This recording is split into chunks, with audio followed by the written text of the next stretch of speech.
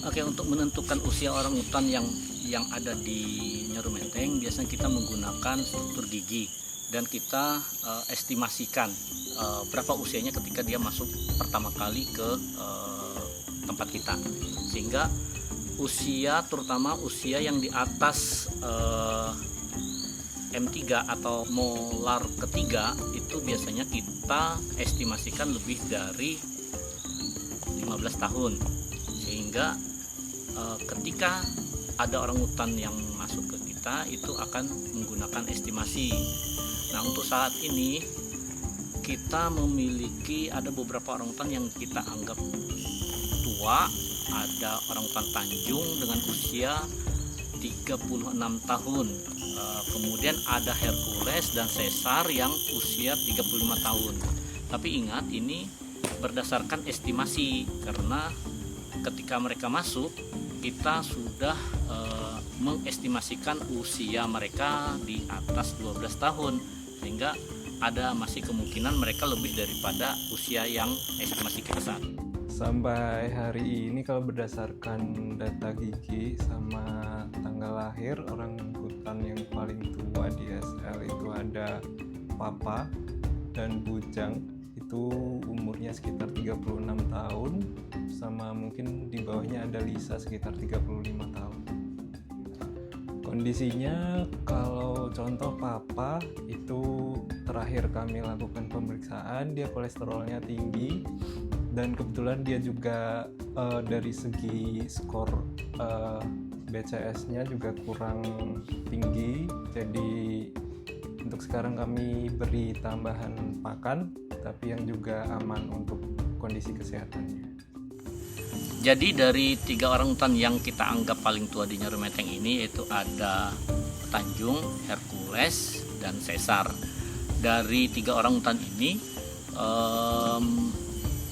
kondisi kesehatan yang masih cukup bugar itu Tanjung dan Caesar masih kelihatan cukup baik kondisinya. Untuk orang utan Hercules, kondisinya sekarang mungkin bisa dibilang sudah terjadi penurunan karena terjadi gangguan pada mata, kemudian gerak dan kondisi tubuhnya juga tidak seoptimal ketika masih muda.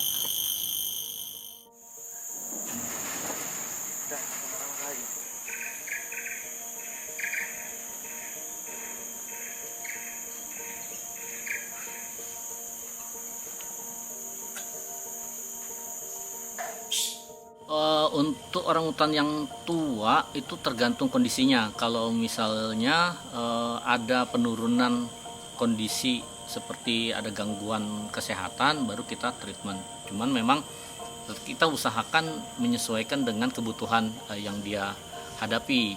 Kalau untuk orang utan yang sudah mulai menua, biasanya kita akan menambahkan multivitamin untuk menambah kesehatan bagi mereka.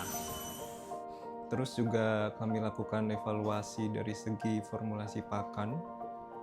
Kemudian tentunya ketika umurnya tua, kami jadikan pertimbangan kalau akan dilakukan pemeriksaan. Kalau yang dari tim enrichment sendiri, mungkin pemberian yang khusus mungkin untuk yang tua ini, terutama furnitur yang di dalam kandang yang kita pasang, baik dari segi vertikal dan horizontalnya. Dan juga yang utama adalah keamanan furnitur yang di dalam kandang atau mainan tersebut, yaitu sehingga dia nyaman, dia enak, dan untuk dia beraktivitas dalam kesehariannya tidak mengganggu dan tidak membuat suasana itu di dalam itu sumpek gitu ya, ataupun lain dan sebagainya.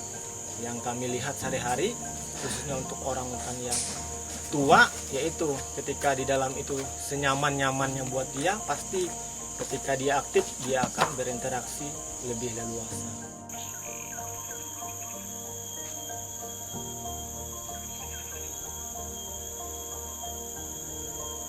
Ya, treatmentnya kalau untuk kita supaya dia aktif, ya jalan satu-satunya harus kita pindah-pindah tempat makannya, mungkin biar dia enggak cuma start di sini aja, turun sini, situ-situ. Jadi kalau untuk ngasih caranya ngasih makan atau ngasih enrichment, kalau orang hutan yang mungkin kurang aktif, ya cara satu-satunya harus pindah-pindah biar jalan ya.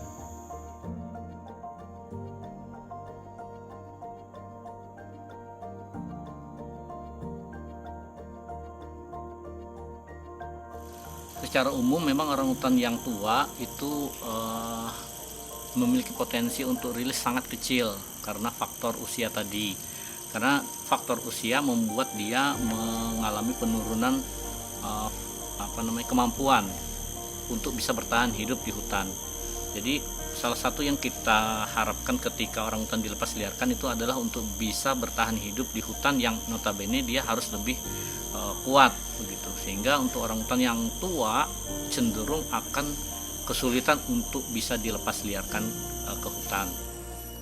Oke, kalau dari sudut pandang dokter hewan, tentunya kami mempertimbangkan apakah mereka bisa survive di alam atau tidak, apakah mereka bisa merawat dirinya sendiri di alam atau tidak. Dan itu yang jadi tanggung jawab kami untuk menentukan apakah mereka bisa kami lepas di alam atau kami rawat di tempat rehab.